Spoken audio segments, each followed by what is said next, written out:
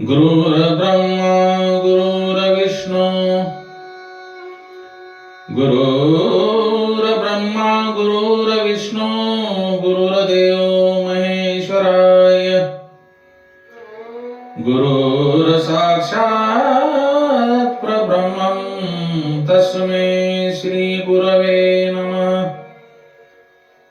गुरुर्साक्षात् परब्रह्मं तस्मै श्री गुरवे नमः।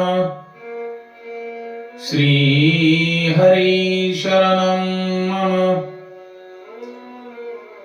श्री कृष्णं शरणं मम। जग में सुंदर है दो नाम, जग में सुंदर है दो नाम, चाहे कृष्ण कहे या राम, चाहे कृष्ण कहे या राम, जग में सुंदर है दो नाम।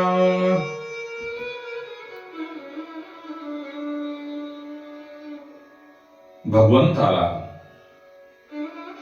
परमात्म्याला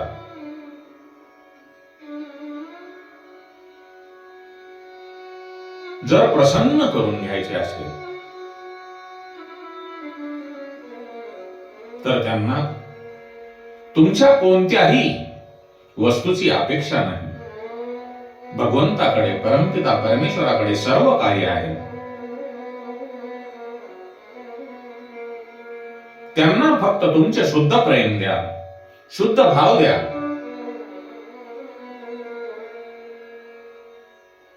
भगवंताला फक्त तुमच्या शुद्ध प्रेमाची गरज आहे। भगवंताजवळ तुमच्याकडे किती ज्ञान आहे, त्या ज्ञानाची गरज नाही, शब्द ज्ञानाची गरज नाही। आणि या शब्द ज्ञानामुळे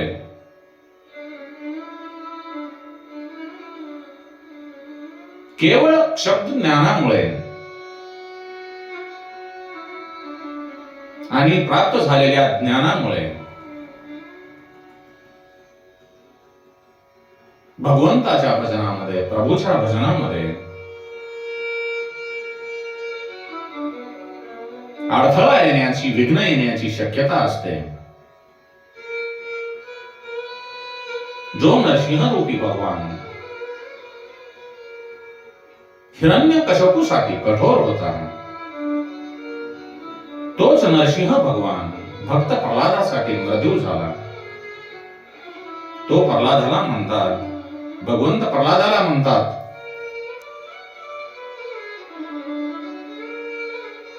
बाळ प्रल्हाद, तुझ्या मदतीला धावून येण्यासाठी मला विलंब झाला।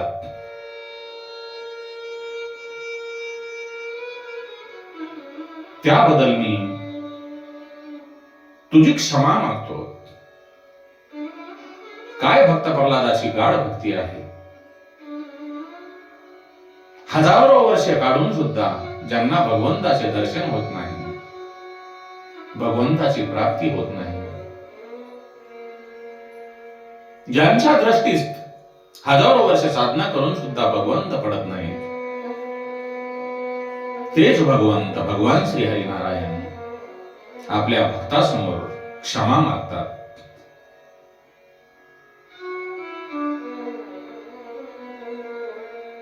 कारण जी भक्त प्रल्हादाकडून भक्ती होत होती, निष्काम भावनेने जी प्रल्हादाकडून भक्ती होत होती, भगवंतानी क्षमा मागणे ही त्या भक्तीची शक्ती होती।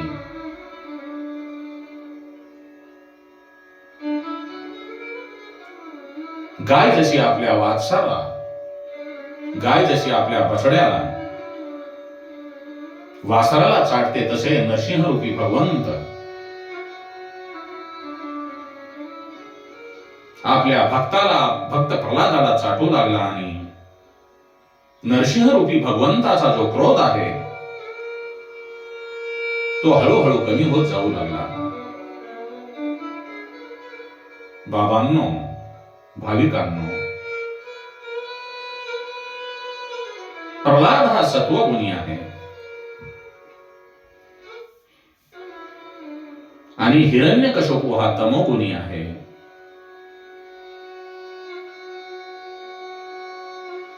प्रल्हाद आणि हिरण्यकशिपू यांचे हे द्वंद्व हे सत्वगुण आणि तमोगुण यांच्यातील युद्ध आहे. भगवान श्री हरी नारायण हे सत्वगुणांच्या बाजूने असल्यामुळे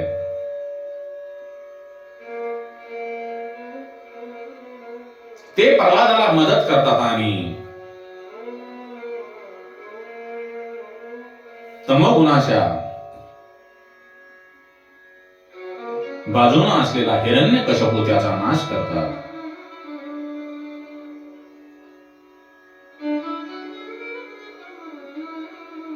प्रल्हादांचे वचन सत्य करण्यासाठी,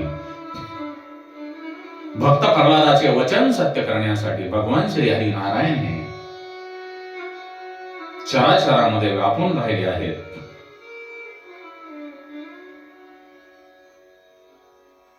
भगवंताने आपली व्यापकता सिद्ध करण्यासाठी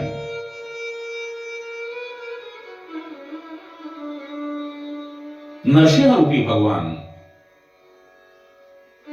निर्जीव लोखंडी स्तंभातून प्रकट झाले.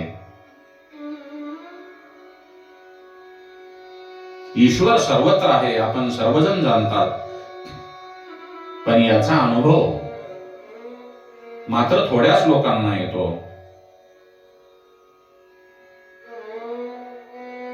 आपण दररोज दूध पाहतो, दुधामध्ये आपल्याला लोणी दिसत नाही, पण ते दुधामध्ये लोणी असतेच. त्याप्रमाणे या जगातील स्थूल सूक्ष्म पदार्थामध्ये ईश्वराचा वास आहे. कोणत्याही ठिकाणी त्याचा अभाव नाही. भगवंत हा सर्व व्यापक आहे, तर सर्व प्राणी मात्रामध्ये विराजमान आहे.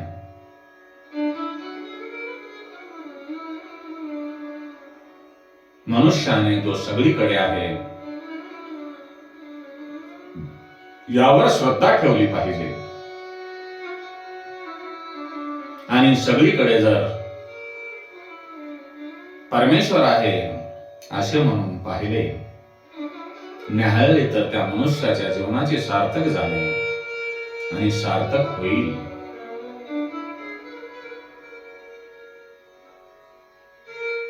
आईमध्ये ईश्वर पहा, पित्यामध्ये ईश्वर पहा, आपल्या समोर प्रत्येक येणाऱ्या गोष्टीमध्ये ईश्वर पहा.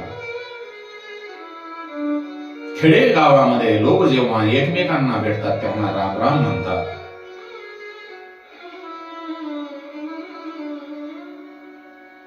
राम राम का म्हणतात? एकमेकांना राम राम घालणे याचा अर्थ तुझ्यामध्ये राम आहे आणि माझ्यामध्ये राम आहे.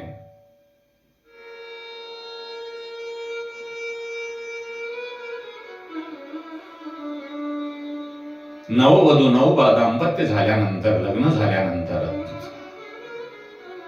नवीन जोडप्याला लक्ष्मी नारायणांचे रूप मानले जाते.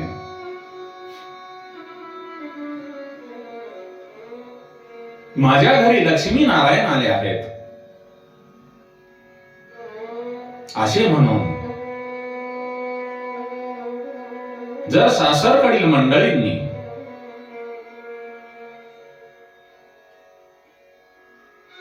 त्यांना मानपान दिला आणि मानले तर त्या घराचा विष्णू लोक होऊन जाईल.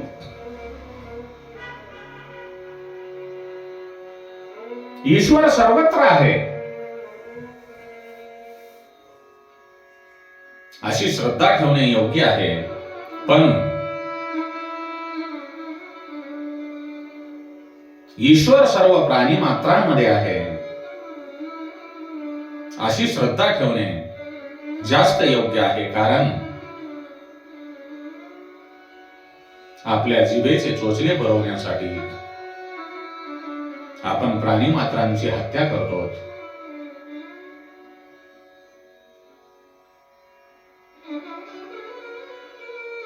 आपण जी रोज पूजा करतो, भगवंताची साधना करतो, ती भक्ती ईश्वरांची भक्ती करणे म्हणजे ईश्वरांच्या मूर्तींना केवळ फूल अर्पण करणे एवढी संकुचित भावना न ठेवता त्या मूर्ती इतकाच भक्तिभाव प्राणी मात्रावर दाखवणे म्हणजे ईश्वराची भक्ती करणे होय.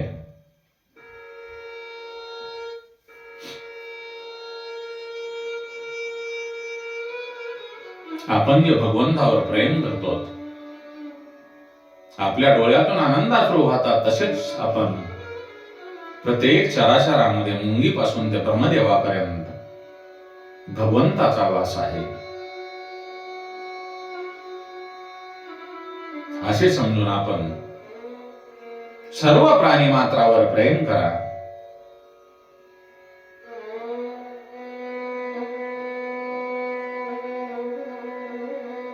आणि ज्या वेळेला आपण सर्वांमध्ये भगवंत पाहताल, सर्व रूपामध्ये ईश्वरी दर्शन होईल याची जाणीव ज्या ज्या मनुष्याला होईल त्या मनुष्याचे जीवन धन्य झाले आणि धन्य होईल. प्रत्येक मनुष्याने असा निश्चय केला पाहिजे की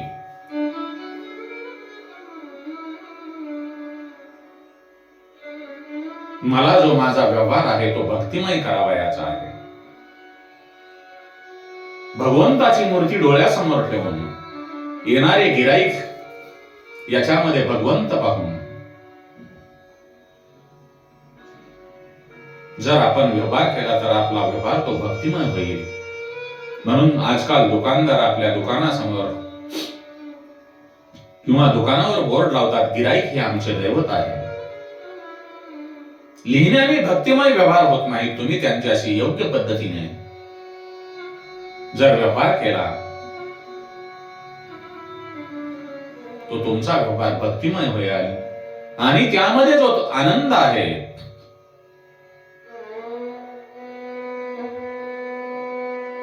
तो गगनात मावेनासा राहील.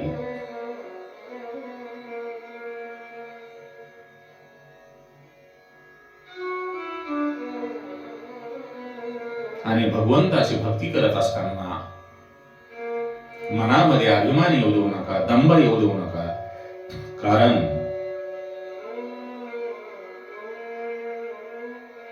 मनामध्ये अभिमान आणि दंभ जर आला तर ती भक्ती उरत नाही. मी जे काही करतो आहे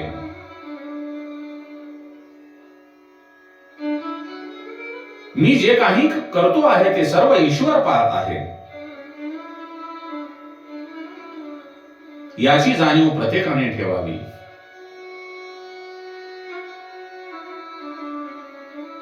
कोणताही व्यवहार असा नाही की ज्याच्यामधून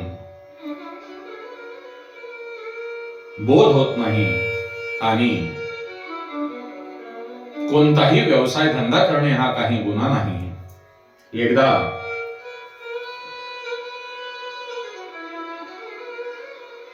संत सैनानावी महाराज हे आपल्या दुकानामध्ये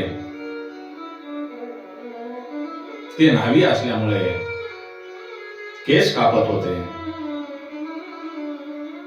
तेव्हा त्यांच्या मनामध्ये विचार आला की मी सर्वांच्या डोक्यावरचे केस कापून सर्वांच्या डोक्यावरचा भार उतरवतो, परंतु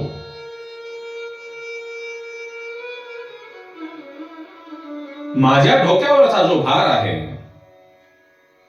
तो अजून उतरला नाही.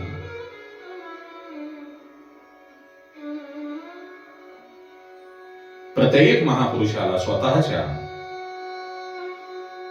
व्यवसायामधून, धंद्यामधून ज्ञान मिळते. महाभारतामध्ये असा दाखला आला आहे की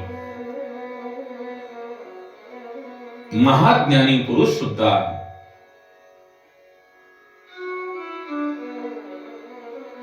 वैश्यांच्या घरी सत्संग करायला जात असत. जजली ऋषी महाज्ञानी होते, पण त्यांना स्वतःच्या ज्ञानाचा अभिमान होता. एकदा आकाशवाणी होते आणि जजली ऋषींना सांगते,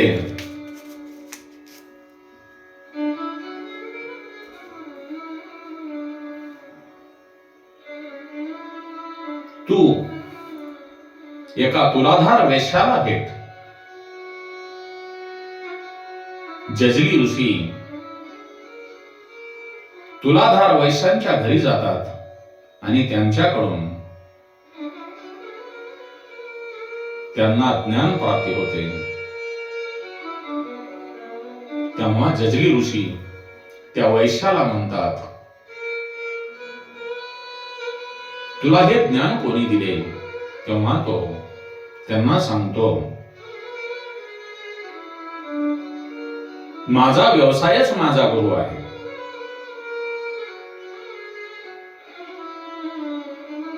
मी जेव्हा वस्तू तोलतो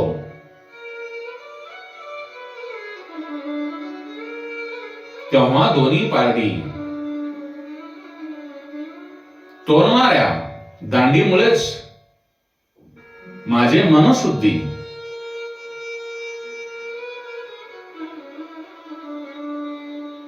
होऊन माझे मन आणि बुद्धी तोलली जाते, ती समभावाने ठेवली जातात. आपण भगवंताची भक्ती करतो, आपण भगवंताची भक्ती करतो, परंतु ती देवळामध्येच होते असे नाही. ईश्वरापासून, भगवंतापासून विभक्त न होणे ही भक्ती.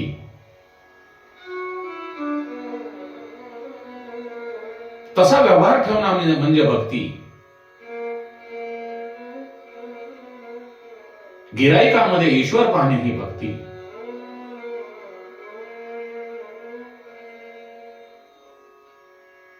आणि व्यापार करणे ही सुद्धा भक्ती आहे. आणि व्यापार करून नफा कमवणे हा वैश्य धर्म आहे. पण गिराईकामध्ये ईश्वर आहे हे विसरणे म्हणजे ईश्वरापासून विरक्त होणे. असा जो व्यापार आहे तो पापरूप आहे.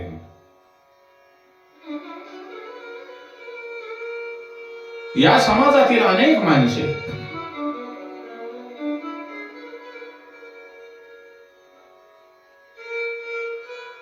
शरीराने पाप करतात.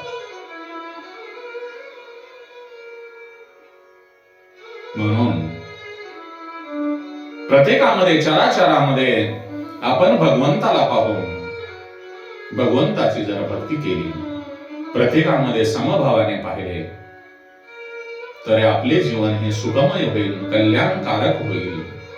म्हणून बाबांनो, एकमेकाचा द्वेष न करता समभावाने सर्वाकडे पहा आणि भगवंताच्या भक्तीकडे वळा, कारण भगवंत हा चराचरामध्ये व्यापलेला आहे. श्री कृष्ण गोविंद हरे मुरारे, श्री कृष्ण गोविंद हरे मुरारी, हे नाथ नारायण वासुदेवाय, हे नाथ नारायण वासुदेवाय, हे नाथ नारायण वासुदेवाय, हे नाथ नारायण वासुदेवाय.